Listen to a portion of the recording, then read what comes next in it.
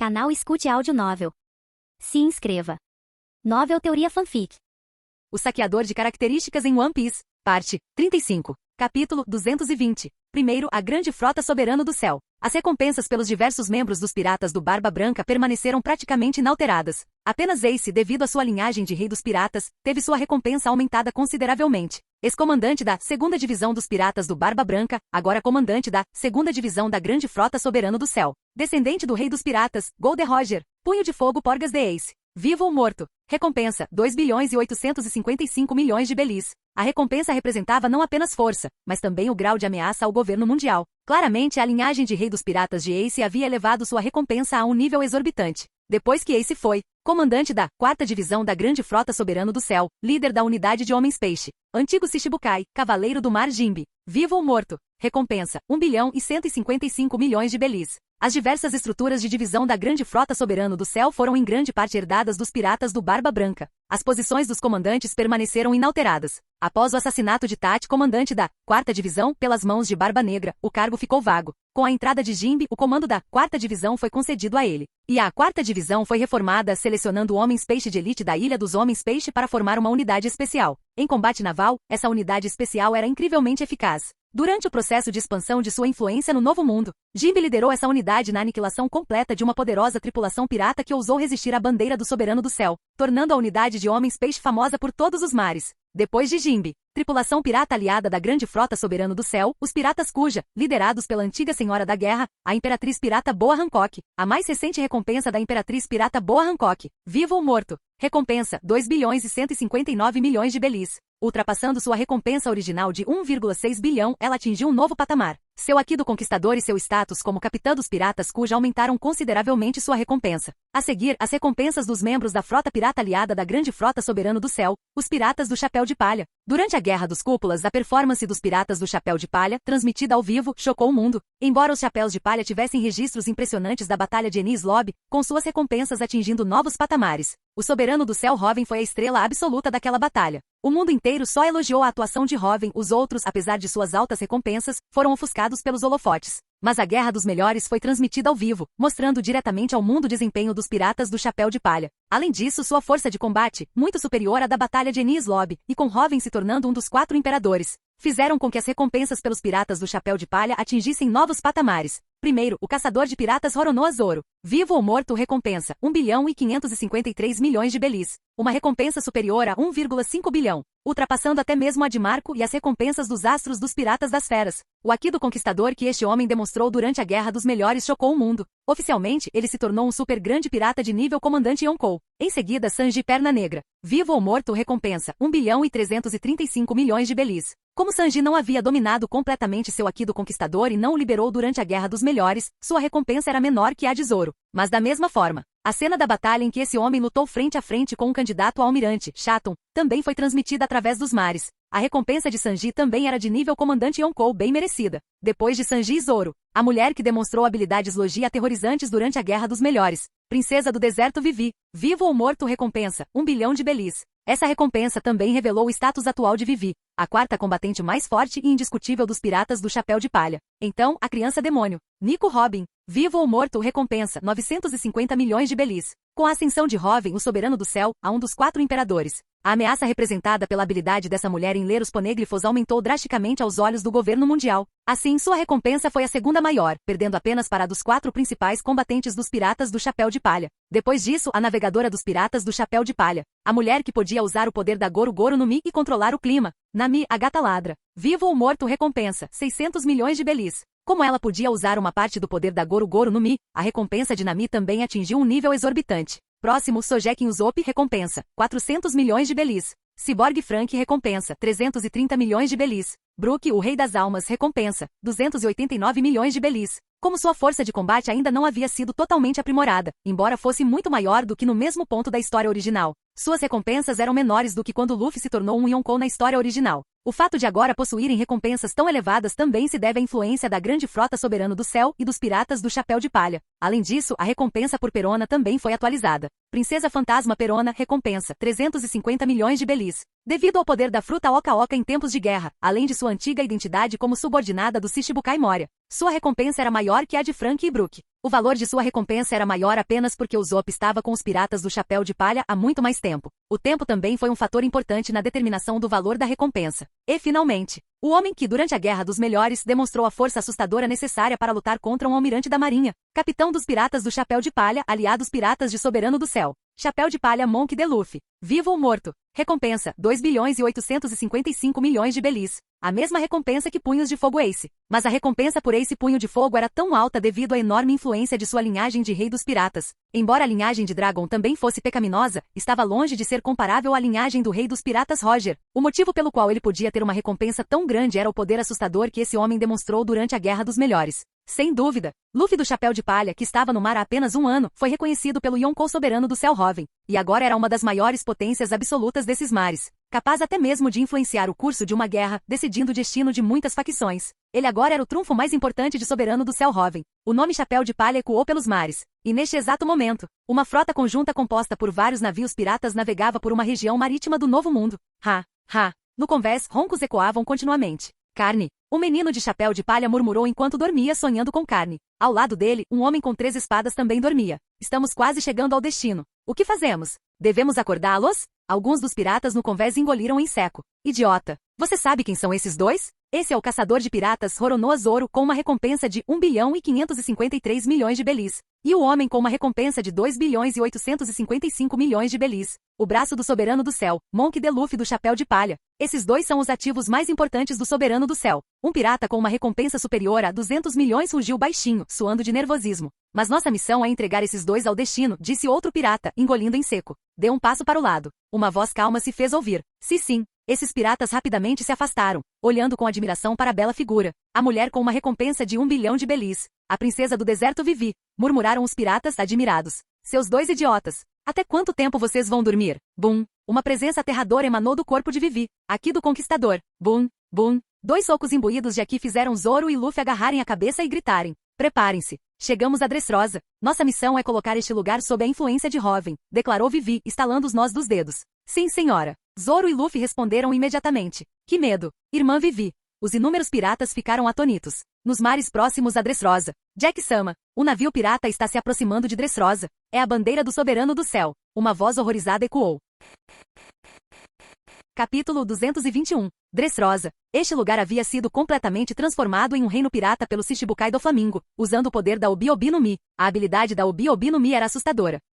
Um único toque poderia transformar um ser vivo em um brinquedo, apagando simultaneamente toda a memória de sua existência da mente de todos no mundo. Com esse poder, Dressrosa havia caído completamente nas garras de Doflamingo. Brinquedos vivos podiam ser vistos por toda Dressrosa. Todos eles, na verdade, eram cidadãos do reino, agora forçados a viver uma existência miserável como brinquedos. Até mesmo seus entes queridos os haviam esquecido completamente. E sob o status de Shichibukai de Doflamingo, a marinha não interferiria nisso. Inferno. Um inferno absolutamente sem esperança. Mas após a Guerra dos Melhores, uma recha de esperança surgiu neste inferno. O Shichibukai que os governava Doflamingo foi morto pelo Soberano do Céu, Hoven. A família Don Quixote foi imediatamente mergulhada em luto e caos. As forças rebeldes escondidas em Dressrosa começaram a se agitar. Embora sua força acumulada, mesmo contra uma família Don Quixote sem Doflamingo, não oferecesse nenhuma chance de vitória, pelo menos Doflamingo estava morto. Com a sua morte, o título de Shichibukai da família Don Quixote também desapareceu, a marinha agora também poderia intervir. Se eles pudessem relatar a situação aqui à marinha, as coisas poderiam melhorar. Afinal, Dressrosa era uma nação afiliada ao governo mundial. Anteriormente, eles estavam presos em um inferno inescapável inteiramente por causa do status de Shichibukai de Doflamingo. Agora, sem esse título, as forças ocultas em Dressrosa, com o objetivo de derrubar a tirania da família Don Quixote, começaram a agir. Mas logo tudo voltou a ser um inferno. Por trás da família Don Quixote, havia outro Yonkou, Yonkou Kaido das Feras. Após a morte de Doflamingo, a família Don Quixote compreendeu que, embora Obi-Obi no Mi mantivesse as forças internas de Dressrosa sob controle, sem o título de Shichibukai, assim que a marinha tomasse conhecimento da situação e interviesse, eles estariam condenados. Felizmente, eles ainda tinham uma carta na manga para negociar. O Yonkou Kaido das Feras era o financiador deles. Este local ainda abrigava a fábrica da Smile, que produzia as Akuma no Mi artificiais de que Kaido precisava. Enquanto essa fábrica existisse, mesmo com a morte de Doflamingo, eles poderiam ao menos garantir a proteção de Kaido por um tempo. Assim, a família Don Quixote contatou rapidamente os Piratas das Feras. Os Piratas das Feras não decepcionaram, enviando um poderio militar assustador para mais uma vez suprimir as forças rebeldes em ascensão. A produção da Akuma no Mi artificial, Smile, ainda dependia da família Don Quixote. Naturalmente, após a morte de Doflamingo, a relação da família Don Quixote com os Piratas das Feras passou de uma parceria nominal para completa subserviência. O novo mundo era simplesmente cruel. Quando Doflamingo, um poderoso comandante de nível Yonkou com o título de Shichibukai, estava vivo, embora temesse o poder de Kaido, nominalmente eles eram parceiros. A família Don Quixote manteve relativa independência, chegando a lucrar imensamente com o tráfico de armas e escravos no submundo do crime. Mas após a morte de Doflamingo e com o título de Shichibukai perdido, esses lucros não estavam mais sob seu controle. Para sobreviver no novo mundo, não tiveram escolha a não ser se submeter à bandeira de um Yonkou. Agora, em Dressrosa, a bandeira de caveira da família Don Quixote havia sido arriada. Em seu lugar estava a bandeira dos Piratas das Feras, provando que Dressrosa agora estava sob a proteção do Yonkou Kaido. Querida, como está a fábrica? Perguntou Trebol a uma menina. Está tudo correndo às mil maravilhas, respondeu Sugar, usuária da Obi-Obi no Mi, chupando um pirulito. Apesar de ter 22 anos, sua aparência estava congelada aos 10, a idade em que comeu a fruta. A Obi-Obi no Mi interrompeu o processo de envelhecimento do usuário ao ser consumida. Sugar, que a comeu aos 10 anos, permaneceu com essa idade desde então. Ufa! Trebol suspirou aliviado ao ouvir isso. Agora, com a morte de Doflamingo, todos os negócios da família Don Quixote foram assumidos por novas forças. Sem uma figura poderosa como Doflamingo e, mais importante, sem o título crucial de Shichibukai, o submundo deixou de ser um jogo para os executivos da família Don Quixote. Suas conexões com o governo mundial também foram completamente cortadas. Eles não tinham mais coragem nem mesmo para ameaçar aquelas pessoas. Apenas Doflamingo manteve o poder de negociar com o governo mundial. Com a sua morte, a família Don Quixote ficou sem qualquer moeda de troca. Eles só podiam sobreviver ali, agarrando-se à vida, e para toda a família Don Quixote, a fábrica Smile agora significava tudo. Somente produzindo continuamente Akuma no Mi artificiais eles poderiam obter a proteção do Yonkou Kaido. Embora Sugar dissesse que a fábrica estava funcionando sem problemas, os olhos de Trebol demonstravam preocupação. O que era mais importante para o funcionamento da fábrica Smile? É claro, dinheiro. Por quanto tempo os fundos podem durar? Perguntou Trebol a Sugar. Sem novo aporte de capital? Meio ano? Os olhos de Sugar também carregavam uma expressão sombria que não combinava com sua aparência. Meio ano. Trebol e os outros executivos da família Don Quixote começaram a suar frio. A produção de Akuma no Mi artificiais era muito cara. Sem os enormes lucros do submundo, a família Don Quixote não tinha mais condições de arcar com os custos. Precisamos encontrar um jeito de durar mais tempo, rosnou Trebol. A produção da Smile estava em jogo na vida de todos eles. Se perdessem a proteção do Yonkou Kaido, este lugar estaria acabado. Eles certamente seriam caçados pela marinha, e com seus crimes serem enviados para Impel Down era apenas uma questão de tempo. Aqueles idiotas em Dressrosa têm muito dinheiro, não é? Os olhos de Trebol se tornaram sombrios. A única fonte de dinheiro que eles podiam acessar agora era o próprio reino de Dressrosa. A todo custo. Entenderam? Trebol lançou um olhar fulminante para os executivos da família Don Quixote presentes. Entendido, todos assentiram com um semblante sombrio. Nos arredores, Viola, usuária da fruta do olhar incandescente, testemunhou tudo isso, mordendo o lábio com tanta força que sangrou. Ela era a princesa de Dressrosa, a segunda filha do rei Rikudo III. Mas depois que Doflamingo assumiu o poder para proteger a vida de seu pai, ela foi forçada a se juntar à família Don Quixote, sob o codinome Violet. Ao saber que a família Don Quixote planejava saquear as riquezas dos cidadãos de Dressrosa a qualquer custo, Viola sentiu um desejo desesperado de lutar contra eles. Mas ela sabia que era inútil. Com a força que tinha, mesmo que lutasse até a morte, ela não conseguiria matar nenhum desses executivos. Sua morte teria sido em vão. Viola só conseguia usar sua habilidade da fruta do olhar profundo para ver Sugar e os outros agora porque a morte de Doflamingo e a crise de sobrevivência os deixaram emocionalmente perturbados, criando uma vulnerabilidade que permitiu que ela usasse sua habilidade. Caso contrário, ela não conseguiria nem chegar perto de Sugar. Sugar era a executiva mais especial da família. Como executivo principal, o dever de Trebol era protegê-la pessoalmente. Porque uma vez que Sugar perdesse a consciência, a habilidade da fruta do Hobby seria desfeita e aqueles brinquedos retornariam às suas formas originais. As memórias perdidas dos cidadãos de Dressrosa também retornariam, e o domínio da família Don Quixote seria abalado. Mas agora, com a cadeia de capitais da família Don Quixote em apuros, essas pessoas finalmente iriam voltar suas mãos impiedosas contra os cidadãos de Dressrosa. Viola estava em agonia, mas também impotente. Mesmo que Doflamingo estivesse morto, este lugar estava sob a proteção de um Yonkou. Diante de um Yonkou, nem mesmo a marinha podia declarar guerra levianamente. Nessas circunstâncias, quem poderia salvar este lugar?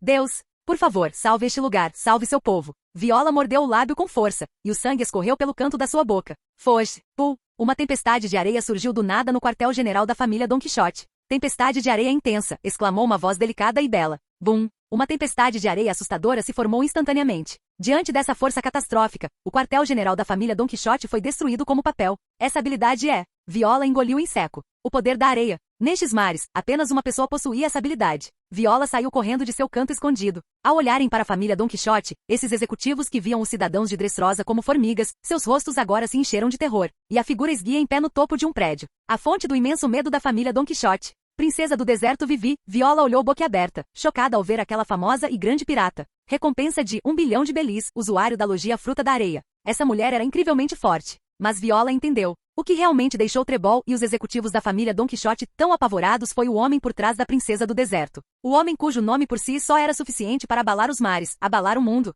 Hoven, o soberano do céu. Viola sussurrou o nome, com o corpo todo tremendo. Por quê? Por que um subordinado do soberano do céu apareceria aqui? Princesa do deserto? Trebol gritou horrorizado. Os outros executivos da família Don Quixote também estavam tomados por um medo extremo. Por que vocês estão nos atacando? Nós também estamos sob a proteção de um Yonkou, disse Trebol, sem coragem para ameaçar, limitando-se a apontar para a bandeira dos piratas das feras, que ainda tremulava.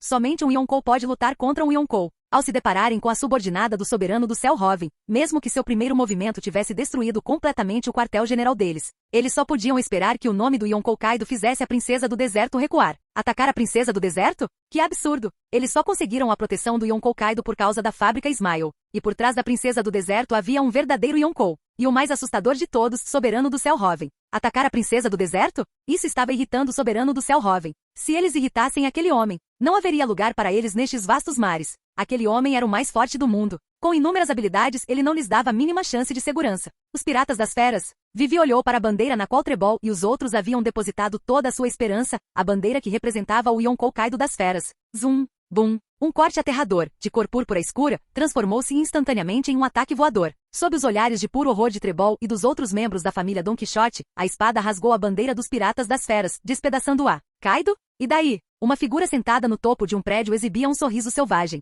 O homem com uma recompensa de 1.553 milhões de belis, caçador de piratas Roronoa Zoro. Viola exclamou horrorizada. Ei, Luffy. Sua vez, disse Zoro, olhando para uma figura ao seu lado. Toca, toca. No momento em que essa figura usando um chapéu de palha deu um passo à frente, Viola ficou completamente estupefata. Os executivos da família Don Quixote desmaiaram no chão. Acabou. Capítulo 222. Luffy do chapéu de palha. Trebol e os outros executivos da família Don Quixote olharam horrorizados, o medo imenso os dominando completamente no momento em que viram Luffy. Se fossem apenas a princesa do deserto e o caçador de piratas, mesmo que lutassem desesperadamente, alguns deles poderiam ter conseguido escapar. Mas agora, ao verem Luffy do chapéu de palha, Trebol e os outros sabiam com uma certeza arrepiante. A família Don Quixote estava acabada. Após a Guerra dos Melhores, quem nos mares não conhecia o poder do Luffy do chapéu de palha? Este era o homem que podia entrar em conflito com o almirante da marinha, não, o agora almirante da frota Kainu. Mesmo que esse estado de Bondman não pudesse ser mantido por muito tempo, não era algo com que eles pudessem competir. Além disso, ele só precisava entrar naquele estado de homem ligado, porque estava enfrentando a Kainu. Trebol e os outros executivos de alto escalão também sabiam que Luffy, o chapéu de palha, podia usar o Haki do Conquistador, infundindo-o em seus ataques. Embora ele não tivesse dominado completamente o revestimento ao Shoku como os 4 imperadores, sendo capaz de usá-lo para defesa, velocidade e ataque em um aprimoramento completo. Mesmo assim, eles não durariam um único round contra os ataques do chapéu de palha, que estavam imbuídos com o revestimento ao Shoku. Para um homem assim aparecer em Dressrosa,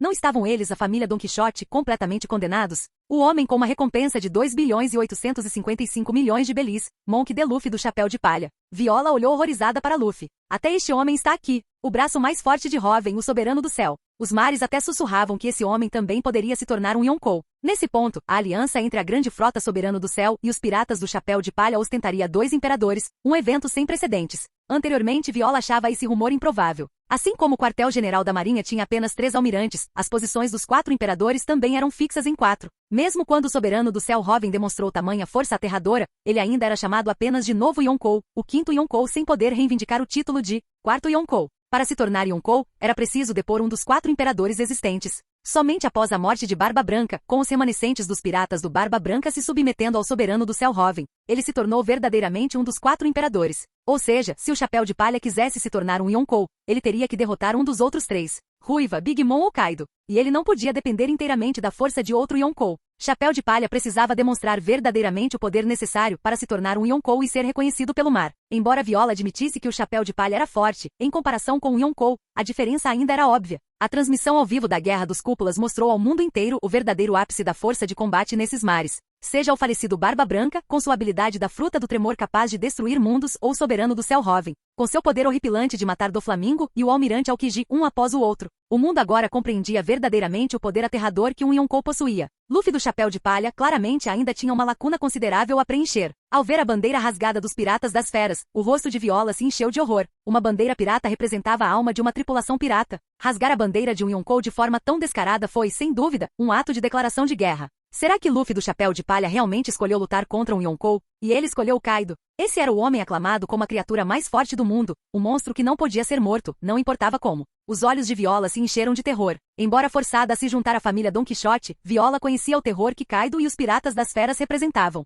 No momento, o Chapéu de Palha e sua tripulação não eram páreo para eles. Mas por trás do Chapéu de Palha e sua tripulação, estava o Soberano do Céu. Se Luffy do Chapéu de Palha e sua tripulação, sozinhos, não tinham a menor chance contra os piratas das feras e o Yonkou Kaido. Um fato que até mesmo um peixe pequeno como ela entendia. Então o Soberano do Céu Robin, um humano supremo cuja sabedoria não era menor que a do antigo almirante da frota Sengoku também deve saber. Sem a aprovação do Soberano do Céu Robin, como o Chapéu de Palha e sua tripulação puderam rasgar tão diretamente a bandeira dos piratas das feras? Guerra. O pensamento fez Viola tremer incontrolavelmente. Se essas duas entidades colossais entrassem em guerra, todo o novo mundo seria consumido pelas chamas, e o primeiro a ser consumido seria aqui, Dressrosa. Viola já conseguia ver Dressrosa, completamente arrasada pelas forças terríveis de dois imperadores. Você é Viola, certo? No momento em que Viola estava tomada por extremo medo e inquietação, uma voz muito gentil chegou aos seus ouvidos. Segunda. Viola olhou fixamente para a gentil e sorridente princesa do deserto. Essa grande pirata, outrora chamada de Princesa da Malícia, e posteriormente renomeada para Princesa do Deserto, sob a influência do Soberano do Céu Robin,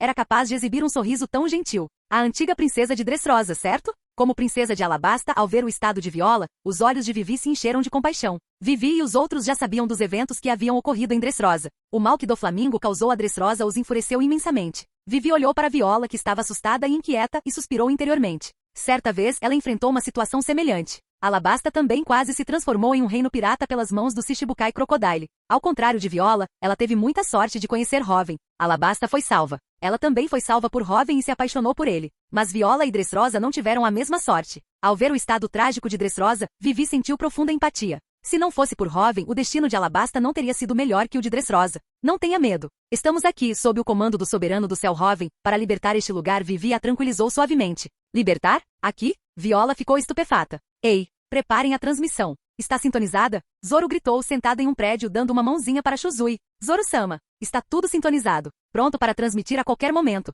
Respondeu imediatamente um pirata com uma recompensa superior a 100 milhões. Ótimo. Comecem, ordenou Zoro. Pull. Os caracóis transmissores de imagem começaram a funcionar imediatamente. Este era um caracol transponder de superimagem, potencializado pelas características de Robin. A intensidade do seu sinal era incomparável. E isso é, em Dressrosa, que se tornará um reino pirata sob o domínio de Doflamingo, além dos cassinos, as instalações mais famosas eram as arenas, palco de violência e crimes. O Coliseu, embora um pouco mais tranquilo após a morte de Doflamingo, ainda era administrado com grande empenho pela família Don Quixote para manter seu fluxo de caixa. Além do Coliseu, Dressrosa também possuía telões gigantescos, que transmitiam as cenas violentas do Coliseu através de caracóis transponder de imagem para ampliar sua influência. E nesse instante, essas grandes telas piscaram, todas exibindo a mesma imagem transmitida. Não se trata de uma cena do interior do Coliseu, mas sim de um homem usando um chapéu de palha. Luffy de chapéu de palha? A aparição da imagem de Luffy deixou todos em Dressrosa atônitos. Por quê? Porque a transmissão desse figurão está aparecendo aqui. Um pirata que viera a Dressrosa para vivenciar sua violência e criminalidade gritou aterrorizado. O braço mais forte do Soberano do Céu, o homem com uma recompensa de 2 bilhões e 855 milhões de belis, gaguejou outro caçador de recompensas, tomado pelo medo. Moshi Moshi, eu sou Luffy. Você consegue me ouvir? Luffy piscou. Todos em Dressrosa que assistiam à transmissão ficaram atônitos. Esse jovem de aparência inofensiva, era aquele super pirata incrível? Luffy-sama pode falar diretamente. A transmissão está funcionando perfeitamente, sussurrou um pirata com uma recompensa superior a 100 milhões, membro da tripulação aliada da grande frota Soberano do Céu. Como um lembrete. Yos. A expressão de Luffy ficou séria. Os piratas, caçadores de recompensas e cidadãos de Dressrosa que assistiam à transmissão engoliram em seco. O que será que essa figura incrível ia dizer mesmo? Eu sou Monk D. Luffy. E vou ser o rei dos piratas, gritou Luffy. Todos ficaram atônitos. Pan, pan. A imagem transmitida imediatamente se transformou em caos. Duas figuras com expressões raivosas e dentes afiados, um homem e uma mulher, estavam chutando esse figurão. Seu idiota! É isso que você diz em uma transmissão ao vivo? Zoro rugiu, transformando-se em sua forma furiosa de dentes afiados. O que Robin te disse? Vivi também estava furiosa. De desculpe. Luffy pediu desculpas timidamente com o rosto machucado e inchado. Aquilo era uma transmissão para todo o reino de Dressrosa. Como ele poderia resistir a contar sobre seu sonho? Esse é o homem com uma recompensa de 1 bilhão e 553 milhões de belis. O caçador de piratas roronou a Zoro. Um caçador de recompensas reconheceu Zoro imediatamente, gritando com uma mistura de medo e admiração. Zoro já foi um caçador de recompensas. agora com o apoio do Soberano do Céu. Ele se tornou uma figura absolutamente importante nos mares. Inúmeros caçadores de recompensas o consideravam um ídolo. Muitos caçadores de recompensas até se aventuraram no mar por causa das histórias e lendas desse homem. Aquela mulher é a usuária de logia com uma recompensa de 1 bilhão de belis. A princesa do deserto Vivi. Alguém apontou para Vivi e gritou. Chapéu de Palha, caçador de piratas, princesa do deserto, todos esses são combatentes poderosos sob o comando do Soberano do Céu Hoven. Por que estão todos aqui? Muitos estavam aterrorizados. Esses três, qualquer um deles era uma figura importante que poderia causar grande alvoroço no Novo Mundo, no entanto, eles apareceram aqui juntos. A princesa do deserto, agora mesmo, mencionou o nome do Soberano do Céu. O corpo inteiro do pirata estava encharcado de suor frio. Eu também ouvi isso, disse outro, engolindo em seco. Foi o Soberano do Céu quem os enviou. Gritos de horror começaram a se elevar. As forças do Soberano do Céu Hoven estavam constantemente expandindo seu território no Novo Mundo. Isso era de conhecimento geral. Muitas tripulações piratas famosas do Novo Mundo foram destruídas sob a bandeira do Soberano do Céu Hoven. Será que este lugar foi alvo do Soberano do Céu Hoven? Eu sou a princesa do deserto Vivi. Ao perceber o comportamento imprevisível de Luffy, Vivi simplesmente assumiu o controle da transmissão. Por ordem do Soberano do Céu Hoven. Estamos aqui para libertar este lugar. Vivi respirou fundo e declarou em voz alta. Canal Escute Áudio Novel. Capítulo 223. No instante em que Vivi pronunciou suas palavras, todo o reino de Dressrosa, que assistia à transmissão ao vivo, ficou em silêncio, atônito. Libertar este lugar? O que isso significava, afinal? Os olhos de muitos cidadãos de Dressrosa se arregalaram em confusão. Graças ao Obi no Mi, qualquer um que tivesse nutrido pensamentos rebeldes contra a família Don Quixote fora transformado em brinquedo. E todas as memórias relacionadas à sua existência desapareceram completamente da mente de todos os outros. Nessas circunstâncias, o povo de Dressrosa, com suas mentes repletas dessas lacunas de memória cruciais, não poderia de forma alguma compreender o significado da palavra libertação. Hoven Soberano do Céu. Mas para os poucos que operavam nas sombras, aqueles que sabiam o que realmente havia acontecido em Dressrosa, a história era diferente. Eles assistiram à transmissão, com o terror misturado a uma tênue esperança desesperada. Eles temiam que esse Yonkou pudesse estar mentindo. Mas para um reino como Dressrosa, forçado a viver e respirar ao sabor dos caprichos de um único Shichibukai, não havia absolutamente nenhuma razão para uma figura como o Soberano do Céu se rebaixar a ponto de enganá-los. Isso significava que tinha que ser real. E ninguém estava mais eufórico do que aqueles que haviam sido transformados em brinquedos. Rebecca, um soldadinho de brinquedo com uma perna só sentiu uma onda incrível de emoção percorrer seu corpo. Kyros, o lendário herói do Coliseu Corrida, que detinha um recorde invicto inacreditável de 3.000 lutas. Ele era marido de Scarlett, filha do rei Riku, e pai de Rebecca. 10 anos atrás, quando Doflamingo deu o golpe de estado, ele fez o rei Riku de refém. Em uma tentativa desesperada de salvar o rei, Kyros foi forçado a amputar a própria perna esquerda. Mas no exato instante em que se moveu para atacar Doflamingo, foi tocado por Sugar e transformado em um soldadinho de brinquedo. Por causa disso, tanto Scarlett quanto Rebecca perderam completamente a memória dele. Ele não conseguiu nem derramar uma lágrima quando sua esposa morreu. Seu corpo de brinquedo era incapaz disso, incapaz de sentir o calor deixando lentamente o corpo dela. Foi um inferno. Um inferno sem esperança e desesperador. Em seu desespero, ele trouxe o corpo da esposa de volta para Rebecca e contou-lhe a verdade. A partir de então, ele a vigiou como um soldado, ensinando-a a lutar. Mas Rebecca ainda não se lembrava de quem ele era. E agora? Soberano do Céu iria libertar este país. Antes de um Yonkou, o que era a família Don Quixote? O próprio Doflamingo foi morto pelo Soberano do Céu Hoven. Ter esperança. A verdadeira esperança finalmente chegou. O olhar de Vivi se tornou intensamente penetrante. Conhecendo o estado atual do país, Vivi compreendeu que nenhum discurso, por mais grandioso que fosse, teria qualquer efeito. A libertação só poderia começar depois que o poder da Obi no Mi fosse quebrado e as memórias do povo fossem restauradas.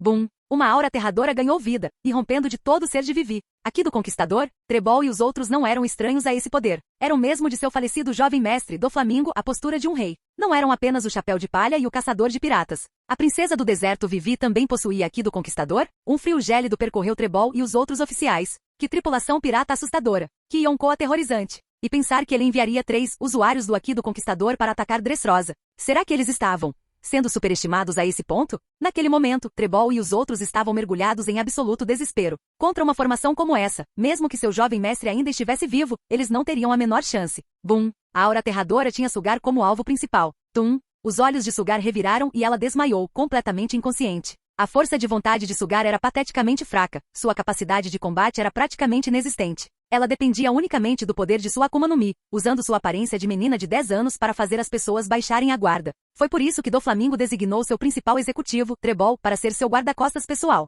Diante do Aqui do Conquistador de Vivi, ela naturalmente não ofereceu qualquer resistência. Durante o tempo em que esteve com Hoven, Vivi passou por um treinamento especial e despertou com sucesso seu Aqui do Conquistador, aprendendo inclusive a controlá-lo com precisão. Após a Guerra dos Melhores, ela foi publicamente reconhecida como a 4ª combatente mais forte sob o comando de Hoven, um fato que se refletiu em sua recompensa. Agora todos os 4 principais combatentes de Hoven, Luffy, Zoro, Sanji e Vivi, todos despertaram o Aqui do Conquistador.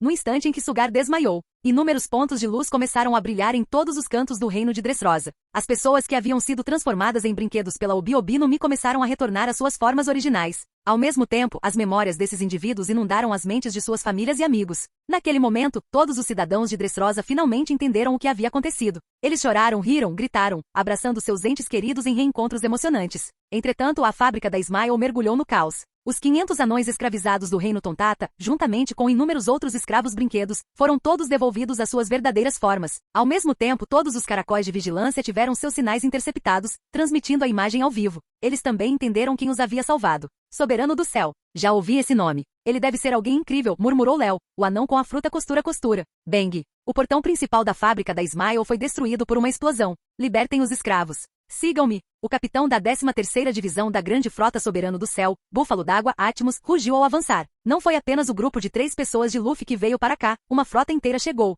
A missão da Atmos era destruir completamente a fábrica. É o subordinado do Soberano do Céu, Atmos, o Búfalo Aquático, gritaram horrorizadas as forças Don Quixote ali estacionadas. Maldito seja! Não pense que pode passar por aqui tão facilmente, rugiu o executivo Lao Ge.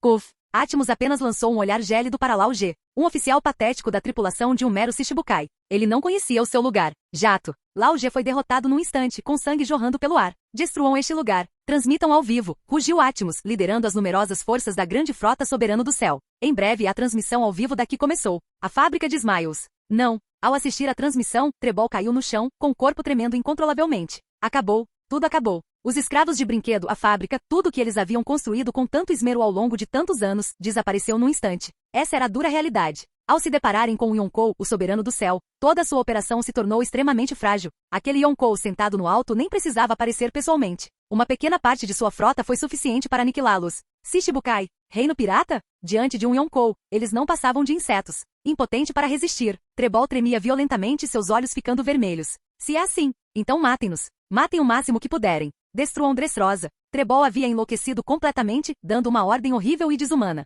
Eles não conseguiam lutar contra um Yonkou, mas podiam massacrar o povo de Dressrosa antes de morrer. Parem com isso! Viola gritou furiosa e horrorizada. Parar? O Soberano do Céu destruiu tudo. Ele quer libertar este lugar? Então vamos realizar um massacre. Esta é a vingança da família Don Quixote. Trebol soltou uma risada insana e neurótica enquanto suas tropas voltavam suas lâminas contra os cidadãos. Você quer salvá-los? Você não pode. Chapéu de palha. Caçador de piratas. Princesa do deserto. Por mais forte que seja seu Aqui do Conquistador, você jamais conseguirá cobrir toda a Dressrosa. Trebol riu neuroticamente, olhando para Luffy e os outros. Para me vingar um pouco do Soberano do Céu antes que ele morresse, valeria a pena. Tão ingênuo. Vivi olhou para Trebol com os olhos completamente desprovidos de emoção. As pupilas de Trebol se contraíram enquanto ele observava a princesa do deserto derrotar um caracol transponder. Ei, seu idiota! Você sabe quem está atrás de nós, não é? Achou mesmo que seu chiliquezinho escaparia dos cálculos do Humano Supremo? Disse Zoro com um sorriso zombeteiro. As pupilas de Trebol se contraíram violentamente. Um suor frio brotou de cada poro. O Soberano do Céu Robin tinha outro título, um homem cuja sabedoria e poder estavam em uma dimensão completamente diferente da dos humanos normais. O Ser Humano Supremo. Desfaça-se, nó. Vivi olhou para o caracol transponder especial em sua mão e desatou um nó único escondido dentro dele. Era um nó de Aqui do Conquistador. Pum, bum. No instante em que o nó foi desfeito, um relâmpago carmesim negro absolutamente aterrador surgiu sobre Dressrosa, rasgando o céu. O raio tirânico e feroz foi tão imenso que atravessou todo o céu acima do reino de Dressrosa, toda a ilha. Aqui do Conquistador de classe destruidora de ilhas. Tum, tum, tum. Todas as forças Don Quixote que acabavam de desembainhar suas espadas? Junto com todos os altos executivos Don Quixote, seus olhos reviraram e eles desmaiaram, completamente inconscientes. Diante desse aqui, não havia diferença entre um executivo de alta patente e um soldado comum. Todos eles eram carne para canhão. Só. Soberano do Céu Robin. Olhando fixamente para o Aqui do Conquistador que havia rasgado o céu de toda a ilha, o corpo de Trebol ficou completamente mole, seus olhos totalmente mergulhados em terror. Atravessar uma ilha inteira. Aqui como este. Nesta era, nestes mares. Apenas um homem poderia possuir tal poder. Aquele que superou Shanks, o Ruivo, para se tornar o usuário de Aqui mais dominante dos mares. O dono deste Aqui do Conquistador era Yonkou Soberano do Céu Robin. No instante seguinte, Trebol sentiu uma vontade irresistível e aterradora descer sobre ele. Em seu desespero, seus olhos reviraram e ele também desmaiou. Sob essa onda aterradora de Aqui do Conquistador, a família Don Quixote foi aniquilada. Isto é o Aqui do Soberano do Céu Robin, o mais forte dos 4 imperadores. Em Dressrosa, os piratas e caçadores de recompensas que descobriram a origem desse poder tremeram violentamente. Sob sua pressão, sentiam-se tão pequenos quanto insetos. Robin havia amarrado seu Aqui em um nó dentro de um caracol transponder especial. Diferentemente de Joy Boy, que havia desaparecido, Robin estava vivo e podia usar o canal de poder espiritual. de seu sistema de características mais fortes para controlar precisamente quem seria afetado. Ao presenciarem tamanho poder, todos se ajoelharam. Esse era o Aqui do soberano do céu. Era absurdamente poderoso. Toda a ilha estava ao seu alcance, e o próprio homem nem estava presente. Que tipo de poder era esse? Que homem inacreditável! Os cidadãos de Dressrosa, tendo sobrevivido ao reinado da família Don Quixote, irromperam em lágrimas de alegria. O reino de Dressrosa estava salvo. Estamos salvos. Liberdade. Soberano do céu. Aplausos irromperam um após o outro. Como vai, Luffy? Ao ouvir os aplausos, Zoro olhou para Luffy. Sim, eu consigo sentir. O desejo de libertação é incrivelmente forte. Luffy assentiu. Foi por isso que Robin os enviou para cá. Quanto mais oprimido um lugar fosse, maior seria o desejo de libertação que ele geraria ao ser libertado. Luffy precisava desse desejo para completar o despertar de sua Akuma no Mi humano, Zoa Mítica modelo, Nika. Certo, vou começar a colecioná-lo. Vivi pegou outro caracol transponder especial, um feito por Robin para absorver o desejo de libertação. À medida que seu domínio sobre o Aqui atingia novos patamares, seu uso do sistema de características mais fortes também foi aprimorado, permitindo-lhe coletar esse desejo sem estar presente. E naquele exato momento,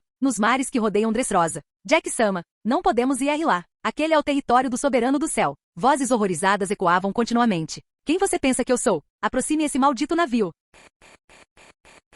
Capítulo 224. O reino de Dressrosa foi rapidamente colocado sob o controle da grande frota soberano do céu. Todos os usuários de Akuma no Mi da família Don Quixote eram acorrentados com algemas de pedra do mar. Os não usuários tinham ganchos de ferro perfurando suas escápulas, um método que imobilizava completamente seus braços, mas permitia uma recuperação rápida assim que os ganchos eram removidos, muito eficaz para transportar prisioneiros sem habilidades motoras. Os executivos da família Don Quixote capturados foram então aprisionados nos porões de vários navios piratas, para serem transportados até a sede da grande frota soberano do céu para serem julgados. Graças aos esforços de busca da grande frota soberano do céu, o rei Riku Dodo III também foi encontrado. Em relação ao lendário Yonkou soberano do céu, que derrubou o domínio da família Don Quixote, o rei Riku expressou imensa gratidão e respeito. Ao mesmo tempo, o rei Riku III, impotente diante do golpe de Doflamingo e da subsequente tirania, compreendeu uma dura realidade. Nesta nova era tumultuosa, neste novo mundo governado pelos 4 imperadores, para sobreviver, o mero status de nação afiliada ao governo mundial não oferecia nenhuma proteção. Para sobreviver nesses mares, era preciso jurar lealdade a um Yonkou.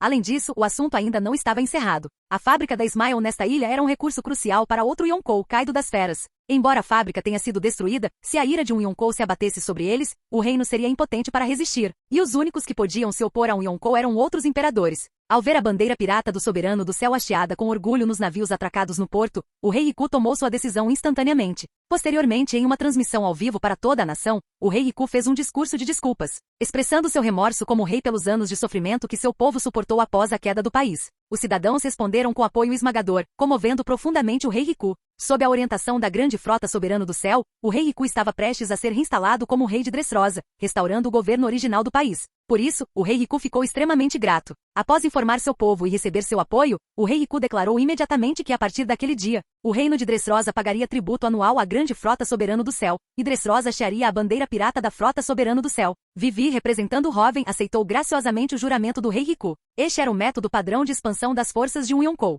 O Yonkou ofereceu proteção às nações e ilhas do Novo Mundo. Em troca, essas nações protegidas, valendo-se do prestígio do Yonkou, obtiveram melhores oportunidades comerciais para desenvolver seus países. Eles também eram obrigados a fornecer fundos ao Yonkou, contribuindo para a expansão das forças imperiais. As forças de um Yonkou eram vastas, com inúmeras tripulações piratas subordinadas. As forças de Robin agora somavam dezenas de milhares. Uma força dessa magnitude naturalmente exigia financiamento massivo. Seja na Terra ou no mundo de One Piece, para disputar a supremacia, os fundos eram indispensáveis. E para um país como Dressrosa, governá-lo pessoalmente seria indigno de seu status e altamente ineficiente.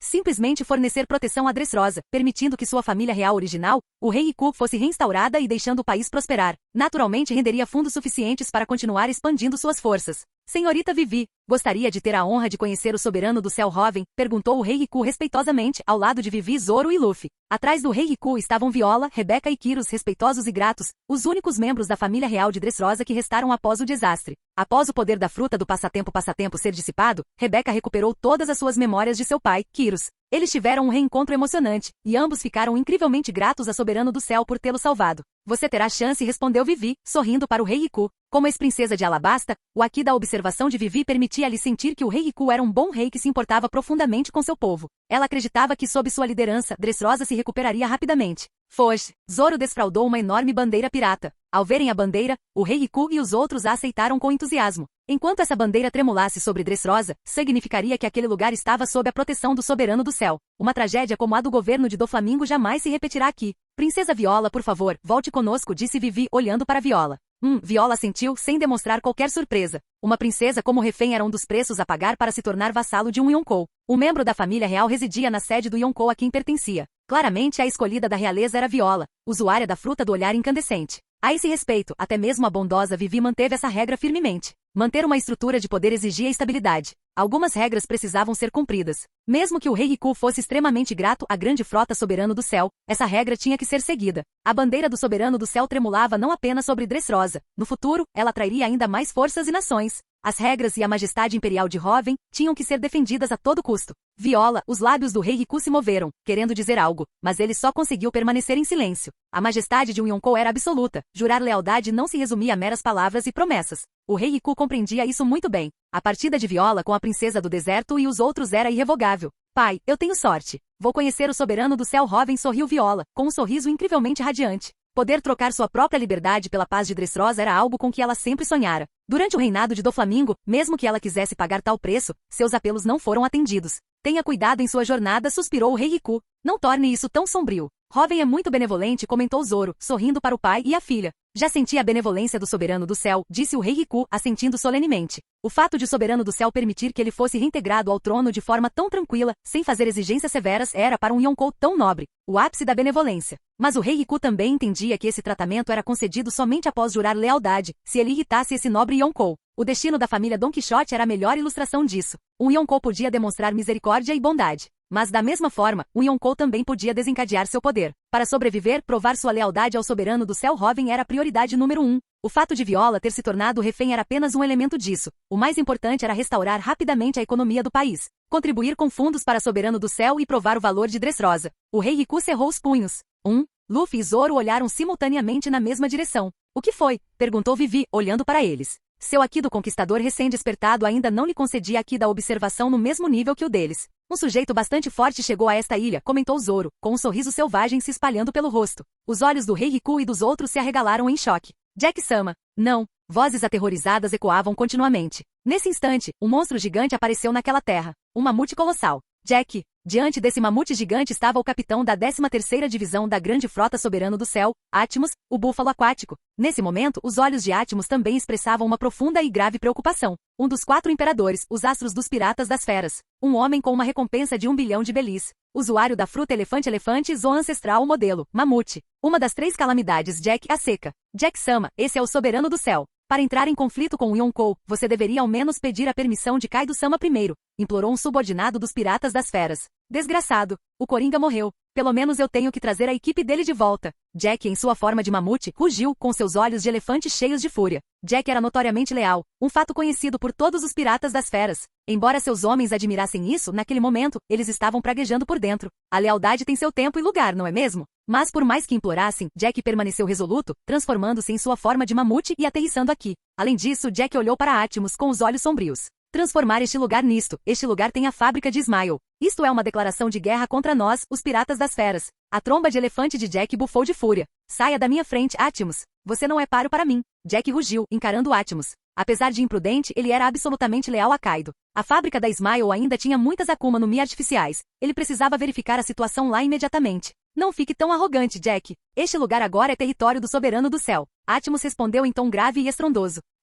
Os olhos de Jack brilharam de fúria. Este lugar ostentava a bandeira dos piratas das feras. Para Atmos declarar que agora era território do soberano do céu, isso era, sem dúvida, uma declaração de guerra contra os piratas das feras. Nesse caso, não eram necessárias mais palavras. Bum! O corpo gigantesco de Jack avançou. Sua forma bestial e aterrorizante de mamute podia reduzir tudo em seu caminho a escombros. Tudo secava e apodrecia sob seu poder, eventualmente perecendo. Essa era a origem de seu epíteto, a seca. Armamento. Atmos rugiu, imbuindo suas armas com Haki do armamento, e então desferiu um golpe feroz contra Jack, que avançava em sua direção. Tolo. Os olhos de Jack estavam sombrios. Sua tromba de elefante balançou violentamente. Espirro. Uma força aterradora o atingiu instantaneamente, e sangue jorrou da boca de Atmos. Se você não sair da frente, então morra.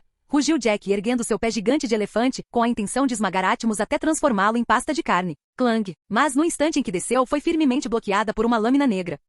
As veias pulsavam na testa de Jack. Esse homem é. Muitos dos subordinados dos piratas das feras começaram a suar frio. Obrigado, Zoro, disse Atmos, ofegante. Deixa comigo, respondeu Zoro, com um sorriso selvagem se espalhando pelo rosto. Fênix de 163 quilos. Zoro imediatamente imbuiu suas lâminas com Haki, desferindo um golpe terrível que fez o corpo enorme de Jack cambalear para trás. Baque. As patas de elefante de Jack bateram com força no chão. Seus olhos de elefante, injetados de sangue, encararam o homem que bloqueava seu caminho. Caçador de piratas. Jack bufou furiosamente. É mesmo ele, o homem com a recompensa de 1.553.000.000 de belis, para lidar com a família Don Quixote? Atmos sozinho nunca foi suficiente. Então o soberano do céu enviou este homem. Muitos dos piratas das feras engoliram em seco. A recompensa desse homem era ainda maior do que a do mais poderoso dos três calamidades, o King, o incêndio. Jack era forte, sim, mas contra esse homem. Saia da minha frente, caçador de pirata. Jack, sem sentir o menor medo, rugiu. Na história original, Jack teve a audácia de atacar uma frota da marinha composta por Fujitora, Sengoku e Tsuru.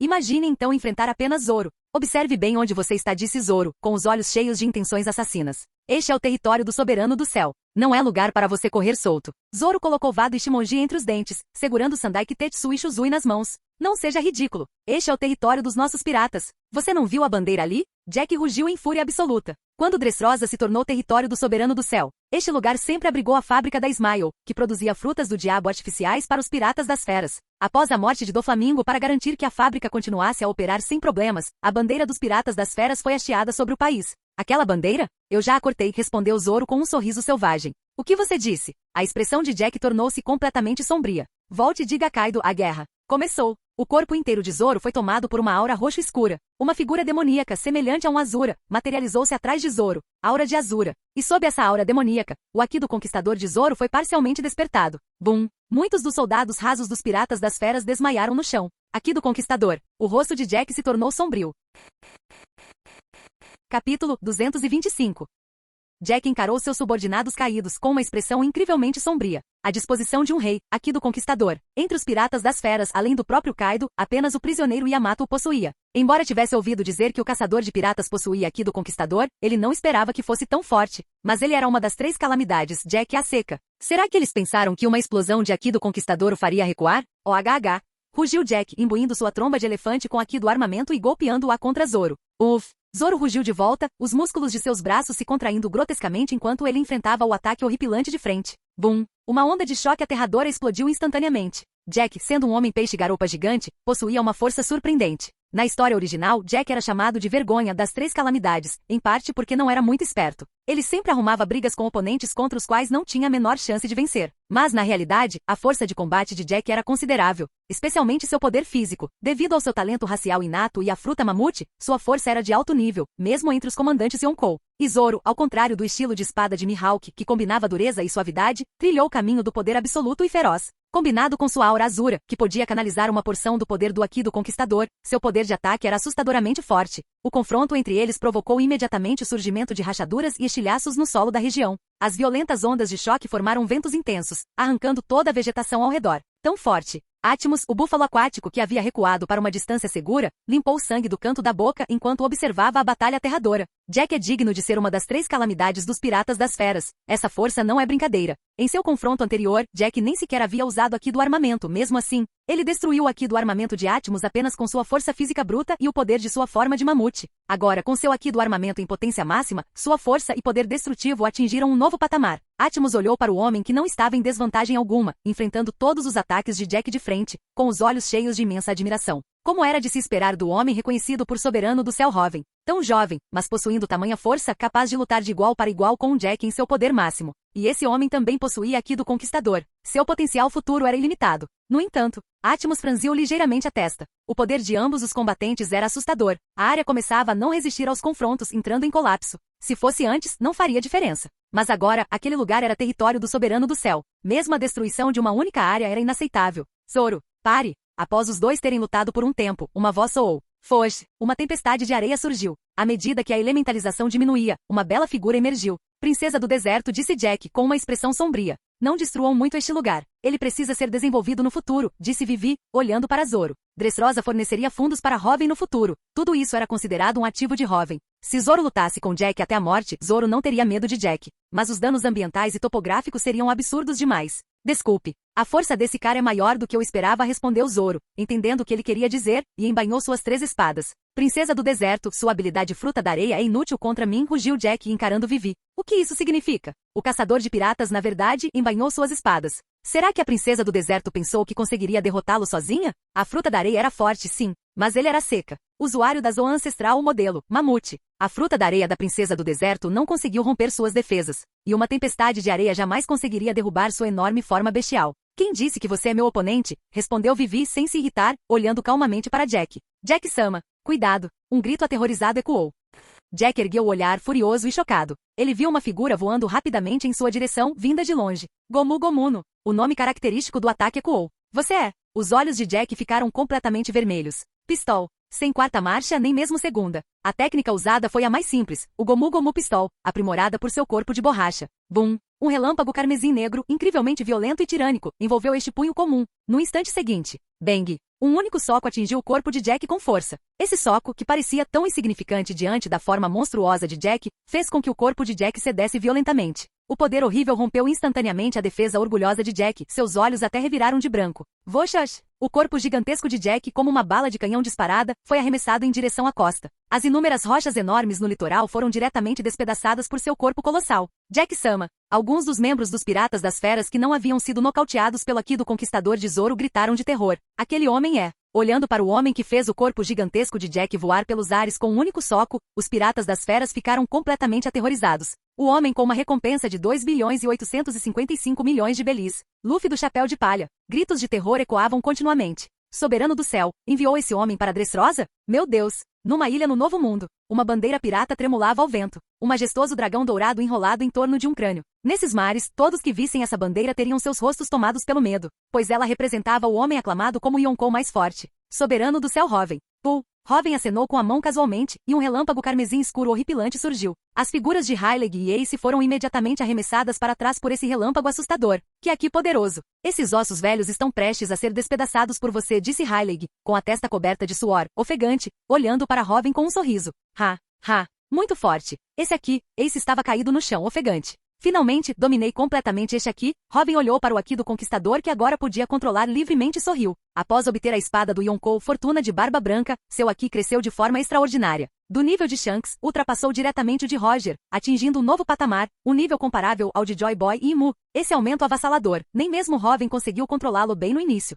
Felizmente, após esse período de treinamento, com a ajuda de Nascido do Mar, Hoven agora conseguia controlá-lo. Mas o gasto de energia é incrível, murmurou Hoven avaliando sua condição física. O Aki do Conquistador, se simplesmente liberado como o Aki que destruiu ilhas em Dressrosa, não consumia energia. Foi por isso que Joy Boy, mesmo após a morte, com sua energia física esgotada, ainda conseguiu liberar seu Aki do Conquistador em Egiad depois de 800 anos. O Aki do Conquistador, como manifestação de puro poder espiritual, não exigia qualquer esforço para uma simples liberação. Mas se o Aki do Conquistador fosse usado para infusão, para aprimorar velocidade, defesa e ataque, então controlar esse poder incrivelmente violento e tirânico exigia uma resistência imensa como suporte. O término prematuro da Guerra dos Melhores também se deu em parte por esse motivo. O consumo de energia era enorme. Não tenha tanta pressa. Fortalecer o físico não é algo que acontece da noite para o dia. Além disso, você ainda é jovem, as funções do seu corpo ainda não atingiram o auge Hyleg Hill. O tempo não espera por ninguém, respondeu Hoven, olhando para o mar. Para aumentar rapidamente sua força física, a melhor maneira era derrotar aqueles dois cujo poder físico estava no ápice absoluto deste mar. Imperadores Kaido e Big Mom.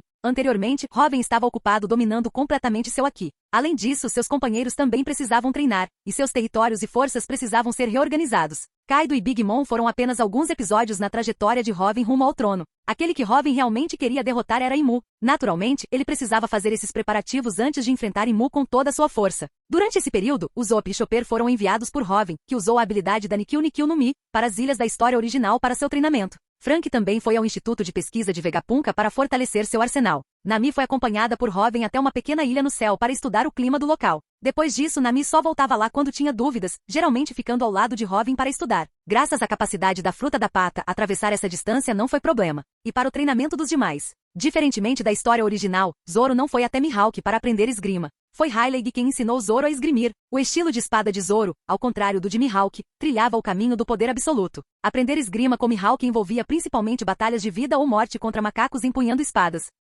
Não se tratava apenas de Mihawk sendo reservado. Na verdade, Zoro era muito fraco naquela época, nem sequer digno de que Mihawk desembainhasse sua espada. E comparado àqueles macacos, a esgrima de Rayleigh era completamente superior. Além disso, para se tornar o maior espadachim do mundo, você não poderia simplesmente trilhar o caminho de outra pessoa. Zoro precisava se tornar o maior espadachim do mundo com seu estilo de 3 espadas. Nessas circunstâncias, lutar com um adversário poderoso como Rayleigh era o melhor treinamento possível. E quanto ao treinamento de Brook e Ace, Robin cuidou disso pessoalmente. Ele já havia despertado a fruta da ressurreição e a fruta da chama. Por meio do canal de poder espiritual construído, ele poderia transmitir o desejo necessário para o despertar da Akuma no Mi para Brook e Ace, para que eles o consumissem. O Haki do Conquistador de Ace tinha acabado de ser remasterizado. O tempo necessário para alcançar a infusão era desconhecido. Portanto, dominar completamente a fruta da chama, completando seu despertar, proporcionaria um maior aumento de poder de combate. E a velocidade de treinamento de Ace era extremamente gratificante. Ele estava a apenas um passo do despertar. O arsenal de Robin logo teria mais um navio de combate de nível almirante. Robin.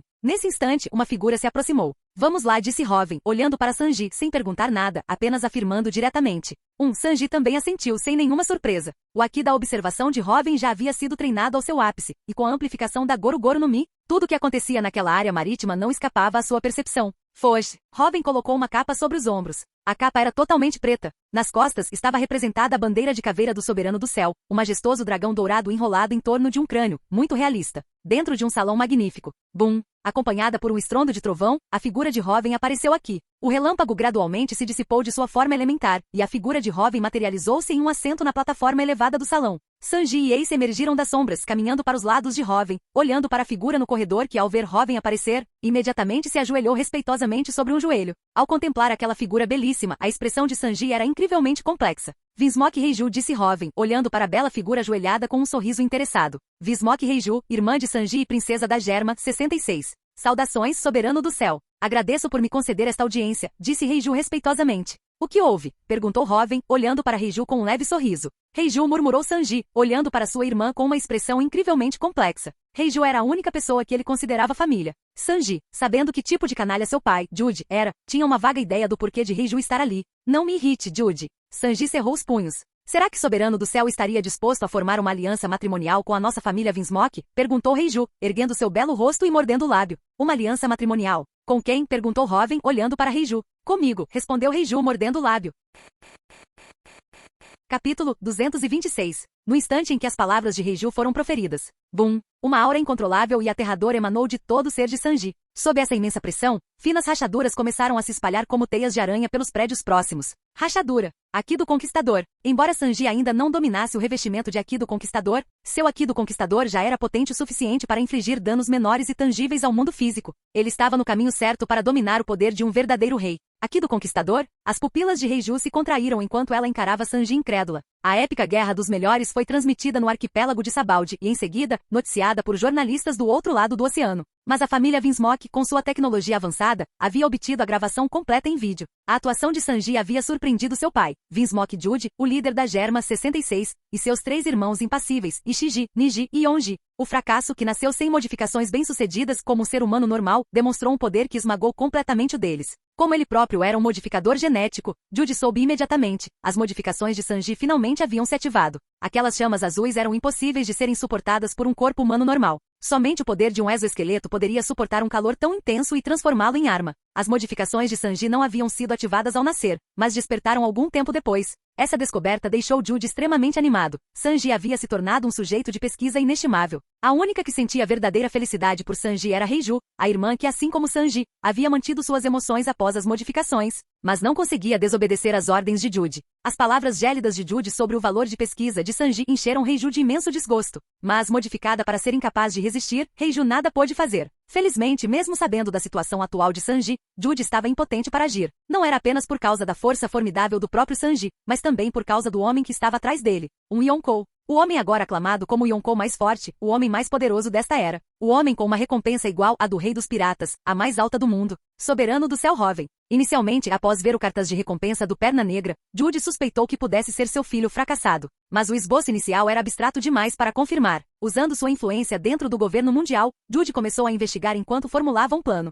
Na época, o recém-procurado Sanji era para Jude um completo fracasso, e sua paixão pela culinária, algo que Jude considerava uma profissão inferior, só aumentava seu desprezo. Tal fracasso lhe seria inútil. Melhor casá-lo. E o parceiro escolhido por Jude para o casamento não era outro senão os filhos da vovó. Big Mom era conhecida por usar seus filhos em casamentos políticos para expandir seu poder. Ao casar uma de suas muitas filhas com Sanji, Jude acreditava que poderia tomar emprestado o poder de um Yonkou e finalmente realizar o sonho de sua vida, para que a família Vinsmoke volte a reinar no Mar do Norte. Enquanto Jude se entregava a essa fantasia, sua rede de inteligência confirmou: Perna Negra Sanji era de fato seu filho, Vinsmoke Sanji. Mas antes mesmo que ele pudesse abordar Big Mom para discutir o casamento, o homem por trás de Sanji, o soberano do céu Hoven, já havia se tornado uma superpotência que nem mesmo a Germa 66 podia se dar ao luxo de desafiar. Após a Guerra dos Cúpulas, ele se tornou o Yonkou mais forte. Bud não era tolo. Diante de um Sanji apoiado por um homem como ele, abandonou imediatamente seu plano original. Sanji, embora ainda lhe causasse aversão, agora tinha uma recompensa de 1,335 bilhão de belis. Ele era uma figura importante nos altos mares e, mais importante ainda, era claramente valorizado pelo soberano do céu Hoven. Arranjar um casamento entre Sanji e a tripulação da Big Mom sem informar o soberano do céu Hoven não era apenas usar o poder militar de um Yonkou. Isso significava arriscar a fúria de dois imperadores ao mesmo tempo. O nome Sanji Perna Negra era conhecido em todo o mundo. Todos sabiam que ele era um dos 4 combatentes mais valiosos do soberano do céu Hoven. Se Jude realmente fosse até Big Mom com uma proposta de casamento para Sanji, ele nem precisaria se preocupar em irritar Hoven, a própria Big Mom mataria. Casar a filha de um dos principais comandantes do soberano do céu Hoven? Quem diabos Vinsmoke Jude pensa que é? Ele agora toma decisões por outro Yonkou? Sabendo disso, Jude abandonou imediatamente a ideia e passou para o plano B. Ele usaria a influência de Sanji para fazer com que sua filha, Heiju, se casasse com o próprio soberano do céu, Hoven. As mulheres que cercavam o soberano do céu Hoven já eram figuras lendárias: Nami, Nico Robin e Vivi. Corria até o boato de que a imperatriz pirata Boa Hancock também era sua mulher. Na visão de Jude, um homem com tantas mulheres não se importaria com mais uma. Se conseguissem formar uma aliança casando Heiju com Hoven, aproveitando o poder da Germa 66 e o bom relacionamento de Heiju com Sanji, seu sonho de conquistar o Mar do Norte estaria ao seu alcance. E assim Heiju chegou. Mas ela jamais imaginara que seu irmão, Sanji, possuísse o poder do Aki do Conquistador. Graças a Deus, meu irmão não perdeu o coração. Heiju sentiu uma onda de genuína felicidade por Sanji. Assim que Heiju ficou feliz por Sanji, Sanji explodiu. Por quê? Por que você não reage? Sanji encarou Heiju, seus olhos cheios de uma mistura de dor e fúria. Ele não estava zangado com a possibilidade de Heiju se casar com Hoven, pelo contrário, acreditava que ela encontraria a felicidade. Mas para um homem que vivia segundo o código de cavalheirismo, o que mais importava era a vontade da própria Heiju. Havia 2 coisas que Sanji não tolerava: desperdiçar comida e ferir uma dama. E agora aquele Jude desgraçado, sem nem mesmo pedir a opinião de Heiju, a mandou para cá para procurar um casamento.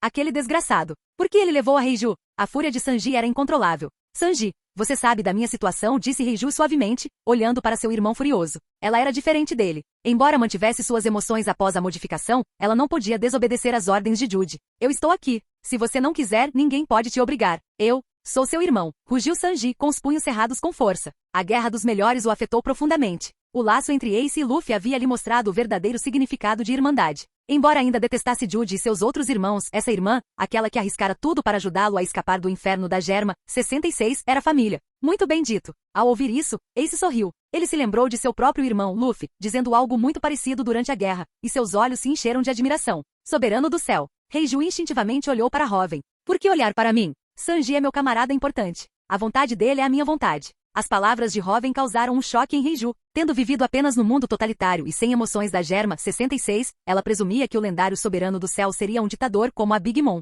Era o único modo de vida que ela conhecia. Uma pessoa não pode imaginar o que nunca experimentou. Um traço de obediência. Interessante, murmurou Hoven, olhando para as características de Heiju com um sorriso. Não resista. Os olhos de Hoven se estreitaram. Saquear. Ele eliminou diretamente a característica negativa que impedia Heiju de se opor às ordens de seu pai. Após seu Aki do Conquistador e poder espiritual atingirem um novo patamar, seu uso do sistema de características mais fortes também foi aprimorado. Para indivíduos fracos como Heiju, ele não precisava mais deixá-los completamente inconscientes para extrair suas características. É claro que tal característica lhe era inútil, mas representava uma melhoria conveniente. Contra oponentes mais fortes, contudo, ele ainda precisava neutralizar sua capacidade de resistência. Eu posso. Heiju olhou para as próprias mãos, incrédula. O mundo parecia diferente. Ela realmente poderia desobedecer às ordens do pai. Heiju olhou para o homem à sua frente em completo choque. Tendo vivenciado isso em primeira mão, Heiju agora entendia verdadeiramente por que aquele homem era chamado de o mais forte do mundo. Muito bem. Agora você pode resistir às ordens de Jude, afirmou Hoven. Sanji soltou um suspiro pesado de alívio. Não disse nenhuma palavra de agradecimento, nem era necessário. Sua vida já pertencia a Hoven. Então, agora que você está livre, você ainda quer se casar comigo? Perguntou Hoven, olhando para Reiju com interesse. Ele teve que admitir, ela era estonteantemente linda, com seus cabelos rosa, figura esbelta e traços maduros, rivalizando facilmente com Nami, Vivi e Robin. Posso fazer um pedido egoísta? Perguntou Reiju. Sim. Não importa o quão egoísta seja o pedido, eu farei acontecer. E mesmo que eu não consiga. Sanji olhou para Reiju e deu um sorriso confiante. Não se esqueçam de quem está atrás de mim, o Yonkou mais forte. As palavras de Sanji fizeram Hoven rir de coração. É isso aí. O riso de Hoven diminuiu, e ele olhou para Reiju, seus olhos brilhando com uma luz carmesim escura impressionante. Vamos lá, diga-me o seu pedido egoísta. Há pouquíssimas coisas neste mundo que eu não possa fazer. Reiju mordeu o lábio vermelho. Era verdade. Este era o homem que, mesmo antes de se tornar Yonkou, havia orquestrado os incidentes em Mariejois e Enies Lobby. Para ele, o que era impossível? Eu quero destruir a Germa 66. Os olhos de Reiju brilharam com uma luz fria e impiedosa. Aquele império sem emoções, aquele inferno na terra, não tinha o direito de existir neste mundo. Concedido, sorriu Hoven. Sanji, a decisão é sua. Decida você mesmo a extensão da destruição. Essa foi uma provação necessária para Sanji. Para dominar verdadeiramente o revestimento All-Shoku, ele precisava superar completamente as sombras de sua infância. Um homem com um defeito grave no coração jamais poderá se tornar um verdadeiro rei. Sim. Sanji soltou uma baforada de fumaça. Ace, você comandará as tropas, disse Hoven, olhando para Ace. Sanji e Ace, dois pesos pesados que estavam no topo até mesmo entre os comandantes Yonkou, eram mais do que suficientes para lidar com a Germa 66. Na verdade, Sanji sozinho provavelmente conseguiria derrotar Jude e os três irmãos. Mas quando as forças de um Yonkou faziam um movimento, tinha que ser um ato de aniquilação absoluta e avassaladora. Era assim que se demonstrava o poder de um Yonkou. Entendido, Ace assentiu com a cabeça. Vamos, Reiju, disse Sanji, caminhando até o lado de sua irmã. Ainda tenho mais uma coisa a explicar para Soberano do Céu, disse Reiju, olhando para Hoven. O pedido de casamento. Ainda estou disposta, ela sorriu egoisticamente, e então arrastou um Sanji atônito para longe. Uma irmã mais velha egoísta, hein? Hoven observou-os partir com um sorriso nos lábios. Nossa, Hoven, seu charme é realmente algo extraordinário. Uma risada suave e delicada soou por perto. Sovosh, uma cauda fofa roçou a pele de Hoven. Como você está se sentindo, Kaia? Perguntou Hoven, olhando gentilmente para a recém-chegada. Ela tinha lindos cabelos loiros e um rosto delicado e encantador. Sua tez, antes pálida devido à sua fragilidade natural, agora estava rosada e saudável. Era Kaia, que Hoven havia trazido da Vila Sirapi no Mar do Leste. Ela não só estava saudável, como agora também ostentava um rabo de raposa fofo. Dominar a Akuma no Mi é um pouco difícil, mas farei o meu melhor. Afinal, você me deu uma zoomítica, algo ainda mais raro que uma logia, disse Kaia, fechando um pequeno punho fofo. Continue com o bom trabalho. Hoven deu um tapinha carinhoso na cabeça de Kaia. A fruta cão-cão zoomítica modelo, raposa de 9 caudas. As forças de Hoven encontraram essa Akuma no Mi no Novo Mundo. Embora suas habilidades totalmente despertadas ainda fossem desconhecidas, era muito mais adequada para Kaia do que qualquer zoon comum, e a bela imagem de uma raposa de 9 caudas combinava perfeitamente com ela. Vamos te levar para ver o mar, Kaia, disse Hoven com um sorriso. Para onde vamos? Os olhos de Kaia brilharam. Ilha do Homem-Peixe. Ilha dos Homens-Peixe. Situada a 10.000 metros abaixo do nível do mar, é o berço da maioria dos homens-peixe e do povo do mar. Graças à lendária beleza de suas sereias, é um paraíso que muitos sonham em visitar. No entanto, essa mesma beleza faz com que as sereias alcancem preços altíssimos no mercado de tráfico humano, tornando-as um alvo constante para inúmeros caçadores de recompensas e traficantes de escravos. Mas agora, na Ilha dos Homens-Peixe, belas e jovens sereias brincavam livremente, com sorrisos radiantes no rosto. Mesmo ao encontrarem humanos, até mesmo piratas, não demonstravam medo. Algumas até lançavam olhares travessos para os piratas que as encaravam por tempo demais. Nenhum traficante ousava mais capturar jovens sereias na Ilha dos Homens-Peixe. E o responsável por tudo isso? As jovens sereias contemplaram a bandeira pirata que tremulava no ponto mais alto e mais visível da Ilha dos Homens-Peixe. Um majestoso e poderoso dragão dourado enrolado em torno de um crânio. A bandeira do homem mais forte desta era. As jovens sereias olharam para aquela bandeira com adoração. Foi a proteção do Soberano do Céu que lhes garantiu essa segurança. Ele se tornou objeto de admiração para inúmeras jovens sereias. Fim do vídeo. Para acesso antecipado à continuação dos vídeos, ou para incentivar o canal, vire membro. Muito obrigado.